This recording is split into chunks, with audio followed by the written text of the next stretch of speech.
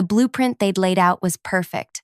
I stood there, my breathing shallow as I watched Madeline's perfectly manicured fingernail trace a circle around the fatal flaw in my presentation. The conference room lights seemed to brighten, highlighting every flaw in my skin, every nervous twitch in my hands. "This design is quaint," she said, her voice dripping with manufactured concern.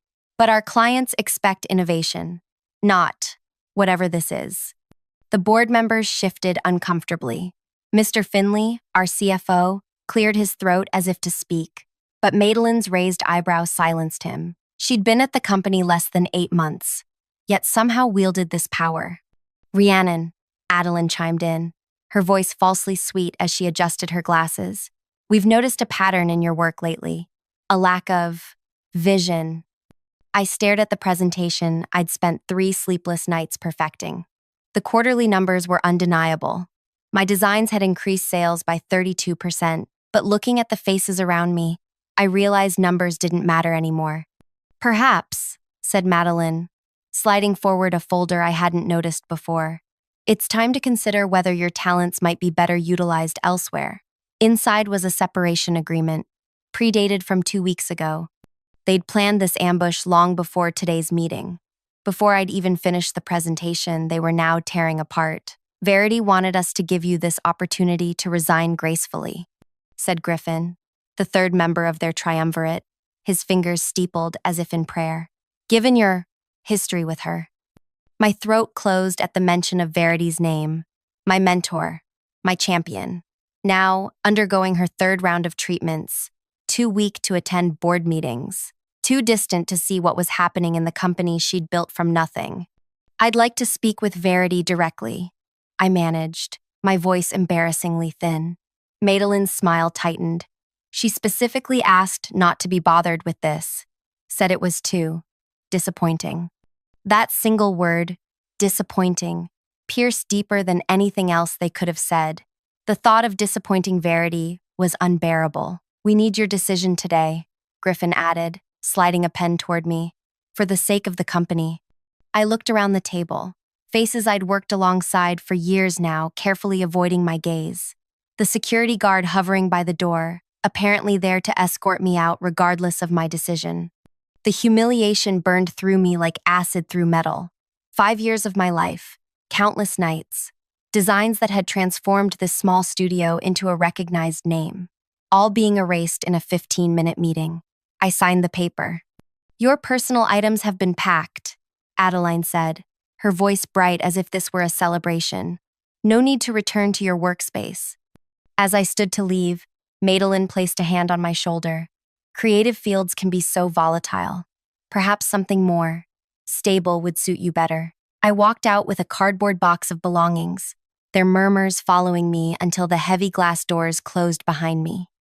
On the sidewalk, I looked up at the elegant sign I'd helped design, Veracity Jewelry Design. 2 years later, I would walk through those same doors again, but everything would be different.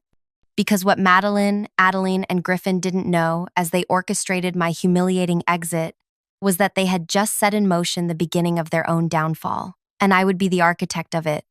Wait, before I continue with what happened after that terrible day, if you're enjoying this story, please hit the like button and subscribe for more revenge stories that will make your heart race. Drop a comment about what you would have done in my shoes. Would you have signed that paper? I'd love to hear your thoughts. My name is Rhiannon Wesley. I'm 34 years old with a master's degree in fine arts and a specialization in metalwork and gemology. Growing up, I was the quiet girl with calloused hands who'd rather spend lunch periods sketching designs than socializing. My mother was a nurse who worked double shifts. My father left when I was 4. We never had much, but we had enough. Jewelry design wasn't just a career choice for me. It was the language I spoke when words failed. Each piece I created told a story, carried an emotion, preserved a memory. In my hands, metal and stone became more than decorative objects. They became vessels of meaning. I met Verity Blackwood when I was 29, struggling to make rent by selling my designs at local markets while working as a barista. She bought a pair of my earrings, then returned the next weekend for a necklace. On her 3rd visit, she didn't buy anything. Instead, she handed me her business card. "I've been watching how you talk about your work," she said. You don't sell jewelry. You translate human experiences into wearable art. I need someone like you. Verity was 62 then, a legend in the industry who had built Veracity from her kitchen table 30 years earlier. Despite her success, she still had soil under her fingernails from her garden and wore jewelry that sometimes looked peculiar but always felt right against the skin. My first day at Veracity, she didn't put me in the design department.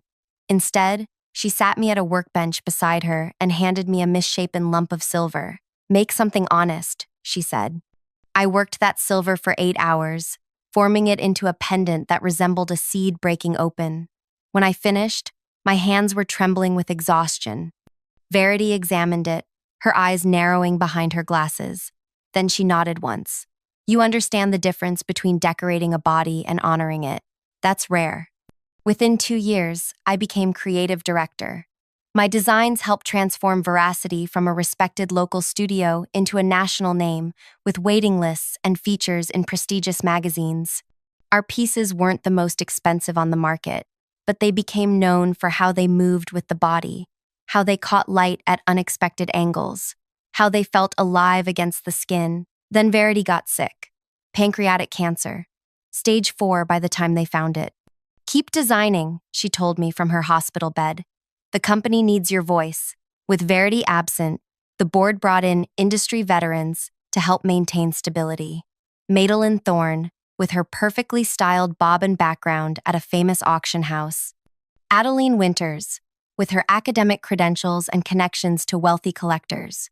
Griffin Peck, with his sales experience and charismatic presentations. They arrived with portfolios of impressive achievements and immediately began questioning everything about Veracity's approach.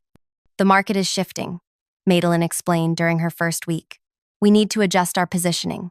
At first, I tried to collaborate. I shared my design process, my insights about our clients, the philosophy Verity had built the company on.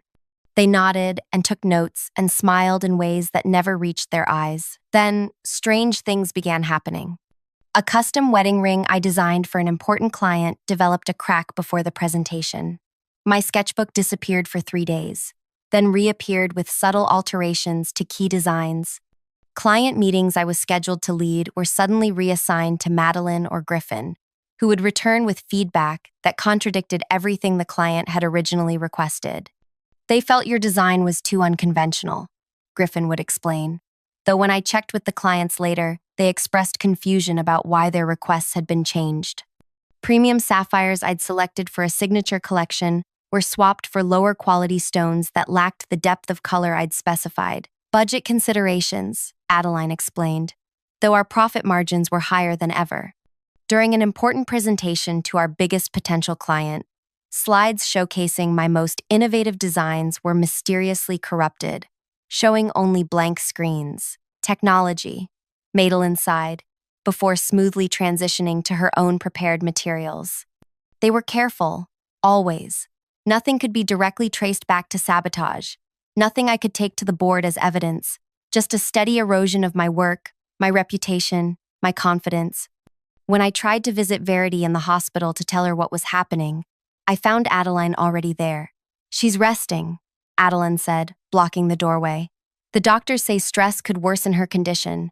She specifically asked not to be troubled with work matters. I later learned from a nurse that Verity had been asking for me, but my messages were never delivered. The isolation was calculated and complete. Staff members I'd worked alongside for years began avoiding me, whispering when I entered rooms, questioning decisions I'd made 100 times before. We're just concerned, Madeline would say during meetings, her voice gentle as she outlined another of my supposed failures. We all want what's best for Verity's company. By the time they orchestrated my final humiliation in that board meeting, I was already a ghost in the company I'd helped build. The separation agreement wasn't just the end of my job. It was the culmination of months of carefully orchestrated psychological warfare. I left Veracity that day, believing I had failed Verity, believing I had never been good enough, believing the spark that had once made my design special had somehow burned out. For 6 months, I couldn't touch metal or sketch a design. I moved to a smaller apartment, took a job teaching basic metalwork at a community center, and tried to rebuild some semblance of a life. But something inside me had broken the day I walked out of Veracity.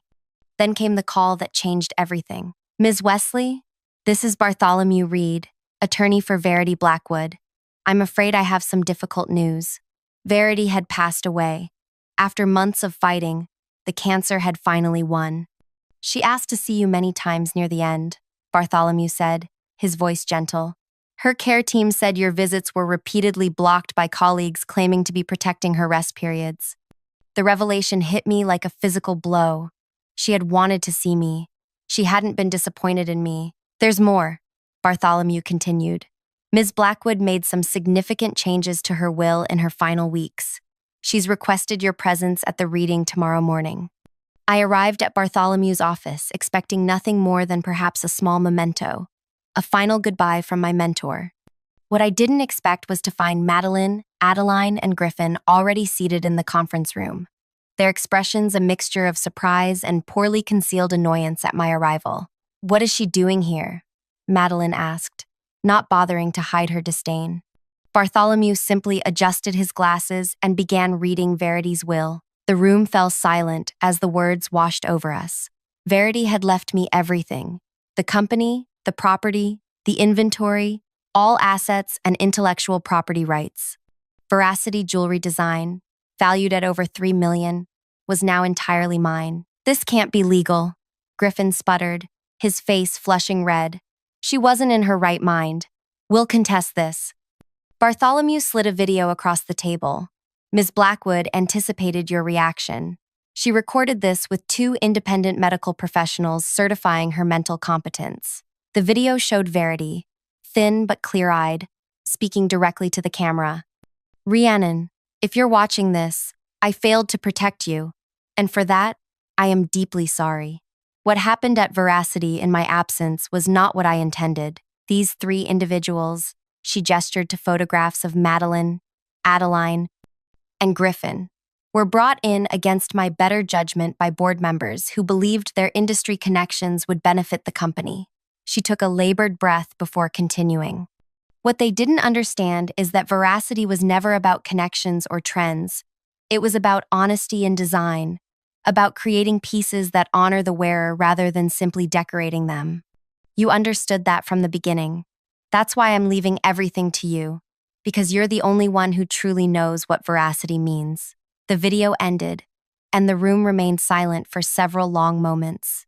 "This changes nothing," Adeline finally said, her voice tight. "We have contracts, legal agreements that guarantee our positions." I looked to Bartholomew, who nodded encouragingly. "Then, I guess I'll see you tomorrow," I said, standing up, "at the company I now own." As I walked out, I heard Griffin's angry voice. "She doesn't know what she's doing. She'll run it into the ground within a year." Perhaps they were right. Perhaps I didn't know what I was doing. But I knew one thing with absolute certainty. I would rather burn Veracity to the ground than let them continue to desecrate what Verity had built. What I didn't yet know was exactly how I would reclaim not just the company, but the confidence they had so methodically destroyed. I had ownership on paper, but they had spent months embedding themselves into every aspect of the business. They had allies on staff, connections with clients, and a head start on manipulating the company's systems. As I stood outside Bartholomew's office, the weight of what lay ahead almost crushed me. How could I possibly outmaneuver 3 people who had made careers out of strategic deception? But then I remembered something Verity had told me on my first day. Metal remembers. Every time you hammer it, fold it, heat it, it keeps a record. Your job is to make those memories beautiful. Perhaps it was time to see what memories Veracity held about Madeline, Adeline, and Griffin. And perhaps it was time to hammer out something new from the material of my own pain. Tomorrow, I would walk back into Veracity. And this time, I wouldn't be leaving. The next morning, I arrived at Veracity 30 minutes before opening. The security guard did a double take as I approached the glass doors, hesitating before letting me in. The weight of the moment wasn't lost on me. Less than 7 months ago, a different guard had watched me leave with a box of personal items. My dignity in tatters. "Ms. Wesley," he said, nodding respectfully as he held the door. "Welcome back." The studio was quiet, morning light streaming through the tall windows. I stood in the reception area, allowing memories to wash over me, both good and painful. The display cases showcasing our most iconic pieces. The framed photo of Verity on opening day 30 years ago. The workbenches visible through the glass partition where artisans would soon be arriving. I walked slowly toward what had once been my design studio, noticing immediately how it had changed. My organized chaos had been replaced with sterile minimalism. The inspiration wall where I'd pinned sketches, material samples, and client notes was now bare except for a single framed magazine cover featuring Madeline accepting an industry award. A voice behind me made me jump. "You're early." I turned to find Pierre, our master metalsmith who had worked with Verity for nearly 20 years. His eyes were cautious, but not unkind. "I wanted a moment to reorient myself," I said. He nodded, studying my face. "They told us you had a breakdown, that you couldn't handle the pressure anymore." The statement hung between us, neither accusation nor question. "And what did you think, Pierre?" His weathered hands traced the edge of a nearby workbench. "I thought that in 30 years of metalwork, I've never seen pressure crack something that wasn't flawed to begin with." Before I could respond, the elevator chimed. The morning staff began arriving, some stopping in surprise at the sight of me, others hurrying past with averted eyes. Many were faces I recognized, though there were several I didn't. At precisely 8:30, the triumvirate arrived together, as though choreographed. They faltered only slightly upon seeing me standing in the center of the main floor. Madeline recovered first, her perfect smile sliding into place. "Rhiannon," she said, approaching with open arms, as if we were old friends. "What a lovely surprise. We didn't expect you so soon." "I own a jewelry company now," I replied, stepping back from her attempted embrace. "Seems like I should check in." Griffin laughed, too loudly. Of course. Though there's no need to disrupt your schedule. We have everything under control here." "I'm sure you do," I said. "That's why I've called an all-staff meeting in 30 minutes. Conference room A." Adeline's smile tightened. "We actually have client presentations this morning. Perhaps we could schedule something for later this week? Give you time to adjust." "The meeting stands," I said, turning to walk toward Verity's, now my, office. "Oh, and I've invited Bartholomew Reed to join us. He has some interesting insights about the company's legal structure." I didn't wait for their response. Verity's office was largely untouched, a shrine rather than a functional workspace. Her glasses still sat on the desk. A half-finished cup of tea, long since evaporated, remained on the side table. Her garden shears lay beside a vase of dried flowers. They had preserved it perfectly, telling the staff it was out of respect. But I knew better. This room was their trophy, physical proof of their successful takeover. I sat in Verity's chair and began reviewing the files Bartholomew had sent over the previous night. Financial statements, client contracts, employee records, the legal framework of the company Verity had built and I now owned. When I entered conference room, 30 minutes later, every seat was filled. Staff members glanced nervously between me and the trio, who had positioned themselves at the opposite end of the table. Bartholomew sat quietly to my right, his leather portfolio closed before him. "Thank you all for coming," I began, my voice steadier than I felt. "For those who don't know me, I'm Rhiannon Wesley. I was creative director here until about 7 months ago. And now she's our new owner," Madeline interjected, her tone suggesting she was helping me along. "A surprising development for us all." I nodded. Surprising indeed, especially given the circumstances of my departure. The room tensed. "But today isn't about the past," I continued. "It's about Veracity's future. Verity built this company on a philosophy that jewelry should honor the wearer, not just decorate them. That philosophy will continue to guide us going forward." Griffin cleared his throat. "While sentiment is valuable, Rhiannon, the market has evolved. Our current direction has increased quarterly profits by 17%. At what cost?" I asked, opening the folder before me. "Client retention has dropped by 38%. Custom commissions, once our hallmark, are down by over half. Social media engagement has plummeted." "Initial growing pains," Adeline said dismissively. The new clientele we're attracting spends more per purchase. They buy once and don't return, I countered. That's not sustainable growth. Madeline's smile never wavered. Perhaps this is a conversation best had in private. Staff meetings are typically for operational updates, not strategy discussions. I disagree, I said. Everyone in this room contributes to what makes Veracity special. They deserve to understand the company's direction. I turned to address the wider group. Starting today, we're returning to our core values: quality over quantity, artistry over mass production, connection over transaction. The trio exchanged glances. Griffin leaned forward, his expression sympathetic but firm. Rhiannon, before you make sweeping changes, there's something you should know. He slid 3 folders across the table. These are our employment contracts, signed by the board during Verity's illness. We each hold the title of senior partner with protected decision-making authority. I opened the first folder, skimming the document inside. The terms were exactly as Griffin had indicated. Each of them had been granted substantial authority and protection from termination. Interesting, I said, passing the folders to Bartholomew. We're not trying to undermine you, Adeline added, her voice gentle. We simply want to ensure a smooth transition. These agreements protect the company's stability.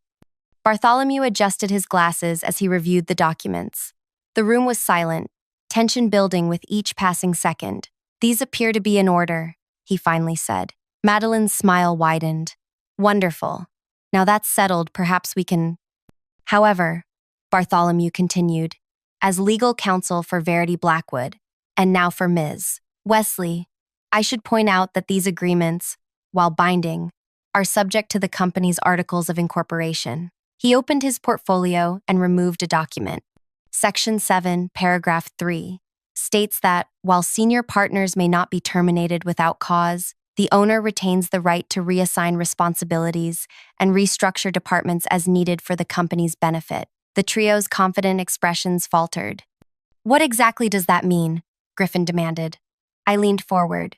It means you can keep your titles and your salaries, but as of today, your responsibilities are changing. The next 2 hours were a masterclass in controlled chaos. I reassigned Madeline from client relations to inventory management, Adeline from marketing to quality control, Griffin from sales to production support. This is absurd, Madeline hissed as the meeting concluded. You can't possibly expect us to accept these positions. Your contracts guarantee your titles and compensation, not your specific roles, I replied. You're welcome to resign, of course. You think you're being clever, Griffin said, his voice low, but you have no idea what you're up against. Actually, I do, I said. I've spent 7 months thinking about nothing else. As the staff filed out, many lingered, wanting to speak but hesitant. Finally, Pierre approached. The Augusta Commission, he said quietly. They've been asking for you specifically. Refuse to work with anyone else. I felt a small flame of hope ignite. They're still interested? He nodded. There are others too. Clients who left when you did. Word travels fast in this industry. Over the next weeks, the battle lines were clearly drawn. The trio refused to resign, determined to wait me out. They performed their new duties with bare minimum effort while meeting secretly with board members, suppliers, and key clients. I worked 18-hour days, reconnecting with former clients, rebuilding relationships with artisans, and most importantly, designing again. My fingers remembered what my mind had tried to forget, the way metal yields to persistent pressure, the way stones reveal their true character under proper light. 1 month after my return, I unveiled a new collection, 7 pieces inspired by resilience and renewal. The response was immediate and overwhelming. Orders flooded in, press coverage exploded, former clients returned, bringing new ones with them. Through it all, Madeline, Adeline, and Griffin watched and waited, their smiles growing more strained with each success. I knew they were plotting something. Their whispered conversations stopped when I approached. Their sudden business trips coincided with meetings of our most important suppliers. They're trying to turn the board against you, Bartholomew warned during one of our weekly meetings, suggesting your changes are too radical, too risky. Let them try, I said, showing him the latest sales figures. The breaking point came 3 months after my return. I arrived early, as had become my habit, to find my office door ajar. Inside, Griffin was at my computer, downloading files to an external drive. Gathering research? I asked from the doorway. He startled but quickly recovered. Just collecting some historical data the board requested. Nothing confidential. Of course, I said, making no move to stop him. Though next time, you might want to ask first. He left with the drive, and I made no attempt to prevent it. Instead, I called Bartholomew. It's happening, I said, just as we anticipated. The next day, Madeline requested a private meeting. This isn't working, she said, her perfect composure showing tiny fractures. We both know it. On that we agree, I replied. We're prepared to negotiate our departure, she continued. For appropriate compensation, of course. I raised an eyebrow. You want me to pay you to leave? We want fair recognition of our contributions, she corrected. A reasonable settlement to avoid any unpleasantness. What kind of unpleasantness did you have in mind? Her smile turned cold. The board meets next week. We have evidence that you've been misrepresenting the company's financial position, that your personal vendetta against us is endangering Veracity's future. Evidence? Financial projections, client communications, design archives. She shrugged elegantly. It's amazing what people leave unprotected on company servers. I nodded slowly. I see. And your proposal? 2 years' salary each, plus a percentage of future revenues from collections developed during our tenure. In exchange, we leave quietly, with positive public statements all around. That's very generous of you, I said. I'll need time to consider. Not too much time, she warned. The board meeting is Tuesday. After she left, I sat in silence, staring at the small garden visible from my office window. Verity had planted it herself, choosing each flower for its resilience rather than its beauty. Blossoms that could withstand frost and drought, that returned year after year despite adversity. The weekend passed in a blur of preparation. I barely slept, working through the night to ensure everything was ready. By Monday evening, dark circles shadowed my eyes, but a strange calm had settled over me. Tuesday morning arrived bright and clear. I dressed carefully in a suit I'd designed myself, severe in cut but with unexpected details visible only up close. Around my neck, I wore the pendant I'd made on my first day at Veracity, the silver seed breaking open. The board members arrived one by one, nodding politely but avoiding direct eye contact. The trio entered last, Madeline carrying a portfolio that presumably contained their evidence. They seated themselves opposite me, their confidence palpable. Thank you all for coming, I began. Before we address the agenda, I'd like to make an announcement. The room quieted. Yesterday, I finalized an agreement with the International Guild of Fine Jewelry Designers. They've selected Veracity to showcase our archives and current collections at their annual exhibition next month. Murmurs of surprise rippled through the room. The exhibition was by invitation only, a prestigious honor typically reserved for established houses with decades of history. Additionally, I continued, 3 of our newest pieces have been nominated for innovation awards. One board member leaned forward. That's extraordinary. Congratulations. Madeline's smile tightened. While accolades are wonderful, we have more pressing matters to discuss today.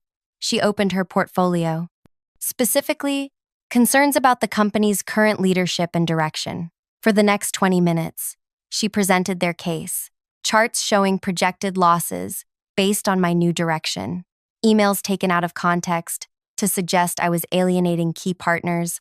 Design sketches they claimed showed a creative decline. When she finished, the room was silent. Board members glanced at each other, unsure how to proceed. Thank you, Madeline, I said. That was very thorough. I turned to the board. Now, if you'll permit me, I'd like to offer a different perspective. I opened my laptop and connected it to the room's display system. On the screen appeared a simple graph, client retention rates over the past 2 years. When I left Veracity 7 months ago, client retention had dropped to an all-time low. I explained. Longtime customers were leaving, despite the trio's claims of increased profits. I clicked to the next slide. Detailed financial projections showing sustainable growth based on returning clients and new commissions. Short-term profit spikes are easy to achieve by cutting quality and raising prices. Sustainable growth requires client loyalty and word-of-mouth recommendations.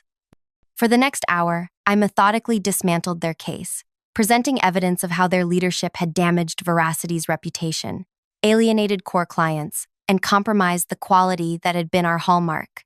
The board members' expressions shifted from skepticism to concern to outright alarm. But this isn't just about numbers, I said, reaching the end of my presentation. It's about integrity. About honoring Verity's vision. I paused, looking directly at the trio, and about honesty in how we conduct ourselves. I clicked to one final slide. These are files that were downloaded from my computer 3 days ago. Design archives, client lists, supplier contracts, everything needed to start a competing jewelry design company. Griffin's face flushed. That's absurd. Where's your proof? The files were watermarked, I said quietly, each with a unique digital signature that activates when copied. Standard practice for protecting intellectual property. Adeline laughed nervously. This is ridiculous. A desperate attempt to... Matt... To what? I interrupted. To protect the company Verity built? To prevent you from stealing what isn't yours? Again? The room fell silent. I don't want your resignations, I said, looking at each of them in turn. I don't want settlements or legal battles or public scandals. What do you want? Madeline asked, her voice barely audible. I smiled. I want you to stay. Confusion rippled through the room. The board members exchanged bewildered glances while the trio stared at me with naked suspicion. You want us to stay? Griffin repeated, his voice thick with disbelief. Absolutely, I said, closing my laptop. With a few adjustments to your current roles, of course. I turned to address the board. Verity believed in second chances, in learning from mistakes rather than simply punishing them. I'd like to honor that philosophy. Madeline's perfectly manicured nails drummed silently against the table, her eyes calculating. What exactly did you have in mind? Transparency, I replied. Complete transparency. Over the next hour, I outlined my proposal. Madeline, Adeline, and Griffin would remain at Veracity, but under a new arrangement. They would work directly with our artisans, learning the fundamentals of jewelry creation from the ground up. Their communication with clients and suppliers would be supervised. Their access to financial and design systems would be restricted. This is insulting, Adeline finally erupted. We're industry veterans, not apprentices. You're industry veterans who attempted to steal company property, I corrected. Who systematically sabotaged a colleague until she resigned. Who lied to a dying woman about her protégé. The room grew very still. Your choice is simple, I continued. Accept these terms, or face legal consequences for attempted theft of intellectual property. The board can decide which option better serves Veracity's interests. The vote was unanimous. The trio would stay, under my terms. As the meeting concluded, the board members filed out quickly, avoiding eye contact with their former allies. Madeline lingered, her composure cracking just enough to reveal the rage beneath. You won't get away with this, she hissed. People like you don't win against people like us. I studied her face, the perfect makeup, the practiced expressions, the carefully calculated intensity in her eyes. That's where you're wrong, I said quietly. People like me have already won. You just haven't realized it yet. The months that followed were a masterclass in controlled humiliation. Madeline, Adeline, and Griffin arrived each morning to find themselves assigned basic tasks that even our newest apprentices had mastered. They polished metals until their fingers cramped. They sorted gemstones by size and clarity. They learned to recognize the difference between work that was merely technically proficient and work that carried genuine emotion. They hated every minute of it. This is a waste of my expertise, Griffin complained during his third week of basic metalwork training. Pierre, who had become my most trusted ally, regarded him with cool detachment. You claim expertise in jewelry, yet you cannot properly anneal silver without scorching it.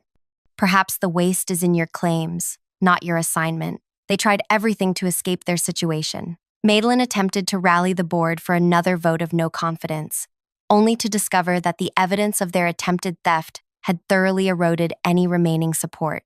Adeline reached out to former clients, hoping to lure them away, only to find that those relationships had been permanently damaged during their tenure. Griffin explored legal options, but every attorney he consulted confirmed what Bartholomew had explained. They had signed contracts that allowed for reassignment of duties, and their attempted theft had given me legitimate cause for restricting their access. Throughout it all, I continued designing. The creative spark that had been nearly extinguished during my exile roared back to life.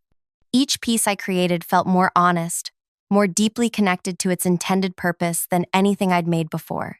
The international press took notice. Features in prestigious magazines described Veracity's renaissance under my leadership. Orders poured in faster than we could fulfill them.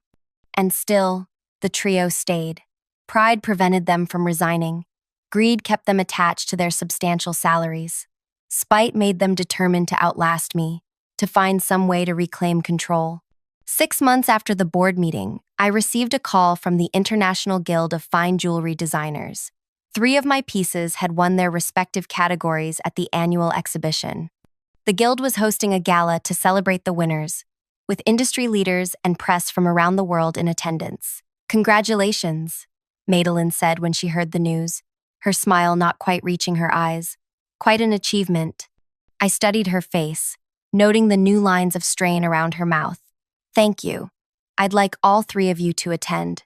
Their surprise was evident. "You want us there?" Adeline asked suspiciously. "Of course," I replied. "You're still senior partners after all. It would look strange if you weren't present for such an important company event." The night of the gala arrived. The trio appeared in designer formal wear, clearly intending to present themselves as key figures in Veracity's success. I greeted them cordially, introducing them to Guild officials and industry journalists as valuable members of our production team. Each time, their smiles grew more strained. As dinner concluded, the Guild president approached our table. "Miss Wesley, we'd like to present your awards now. Would you and your team join me on stage?" I nodded, turning to Pierre and 2 other master artisans who had helped refine my winning designs. "Shall we?" Madeline cleared her throat. "Shouldn't we join you as well, as senior partners?" The Guild president looked confused. "I was under the impression these were your primary collaborators," he said, gesturing to Pierre and the others. "They absolutely are," I confirmed. "Madeline, Adeline, and Griffin handle more administrative aspects of production." The humiliation was subtle but complete.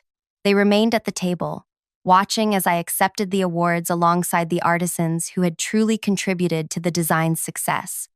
Later that evening, as guests mingled during the reception, I overheard a conversation between Griffin and the creative director of a rival jewelry house. "Must be challenging," the director was saying, "working under someone you once supervised." Griffin's response was tight. "Temporary arrangement, market conditions, you understand." "Of course," the director nodded, clearly not believing him. "Though I must say, Wesley's work is extraordinary. That pendant with the interlocking elements, revolutionary approach to movement and light." As I moved through the crowd, similar conversations echoed around me. The trio's reputation was transforming before my eyes, from respected industry veterans to ambiguous background figures in Veracity's resurgence. The following Monday, they requested a meeting. "This isn't working," Madeline stated flatly, no longer bothering with her perfect smile. "The arrangement is unsustainable." "I'm listening," I said. "We want out," Griffin said bluntly. "Clean break. No non-compete clauses." I considered them carefully. "You understand that without non-compete agreements, you forfeit any severance beyond your final month's salary." "We understand," Adeline replied tersely. "Then I accept your resignations, effective immediately." They left that afternoon, clearing their desks under Pierre's watchful eye. No goodbyes, no well wishes, just the quiet closing of the glass doors behind them. 1 week later, industry news reported their new venture, Triad Luxury Jewelry, backed by significant investor funding. Their launch collection was scheduled to debut in 3 months at an exclusive preview event. "Aren't you concerned?" Bartholomew asked during our monthly legal review. "They have connections, resources. They could become serious competitors." I smiled. "I'm counting on it." The day of Triad's launch arrived. Their preview event was held at an upscale hotel ballroom, with carefully curated guest lists and strict security. Through a colleague who had been invited, I received photographs of their collection. The designs were technically impressive, complex, elaborate, visually striking. They showcased expensive materials and intricate techniques. On paper, they should have been spectacular, but something was missing. 2 days later, the first reviews appeared. Critics praised the technical execution but noted a strange disconnect. The pieces didn't move naturally with the body. They photographed beautifully but felt awkward when worn. They impressed at first glance but didn't invite deeper connection. They never understood, Pierre observed as we reviewed the coverage. Jewelry isn't just about what you see. It's about what you feel when you wear it. Over the following months, Triad's trajectory became clear. Their initial splash attracted attention and investment, but client retention proved elusive. People bought their pieces as status symbols, but didn't develop the emotional connection that turned first-time buyers into loyal clients. Meanwhile, Veracity continued to thrive. We expanded thoughtfully, adding new artisans trained in our philosophy of honoring the wearer. We opened a second location focused on teaching jewelry design to young artists from underprivileged backgrounds. We launched a collection specifically designed for clients with physical disabilities, creating pieces that worked with their bodies rather than despite them. 1 year after the trio's departure, I received an invitation to speak at the National Design Conference. My topic, authenticity as competitive advantage. As I stood at the podium, looking out over hundreds of industry professionals, I spotted them in the audience, Madeline, Adeline, and Griffin, seated together near the back. Their company was struggling, industry gossip suggested. Investors were growing impatient. Expenses outpaced revenues. True design isn't about decoration, I began. It's about understanding, about empathy, about creating something that becomes part of someone's identity rather than merely an accessory to it. I spoke for 45 minutes about Veracity's philosophy, about Verity's legacy, about the difference between jewelry that impresses and jewelry that connects.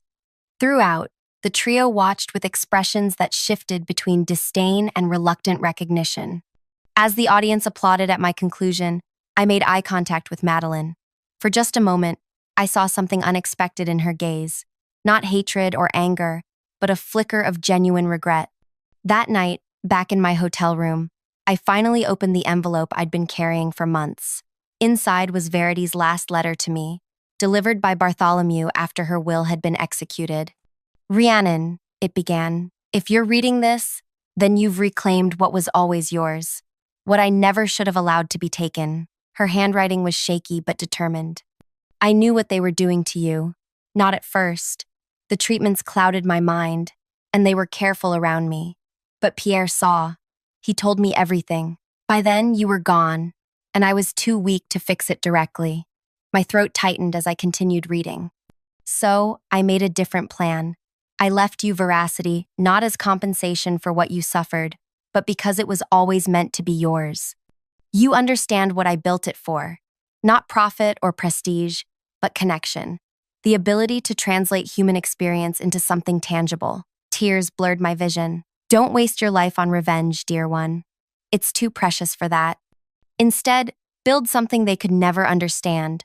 A legacy of work that matters, that touches lives, that remains when we are gone. They will destroy themselves without your help. People who create nothing of true value always do. I folded the letter carefully and returned it to the envelope. In that moment, I finally understood. My revenge wasn't in humiliating them at board meetings or relegating them to basic tasks or even watching their new venture struggle. It wasn't in anything I had done to them at all. My revenge was in surviving them, in thriving despite them, in creating work of genuine value while they chased hollow prestige. They had tried to destroy me because they couldn't understand me. They had seen my approach to design as naive, my connection to clients as inefficient, my commitment to quality as impractical. They had tried to replace something authentic with something that merely looked impressive, and they had failed. 3 years after that terrible day when I'd walked out of Veracity with my belongings in a cardboard box, I stood in our expanded workshop, watching 20 artisans transform raw materials into pieces that would become part of their wearers' life stories. Our waiting list stretched 6 months. Our client retention rate exceeded 90%. Our pieces weren't just worn, they were treasured, passed down, woven into family narratives. Meanwhile, Triad Luxury Jewelry filed for bankruptcy protection. Their investors pulled out.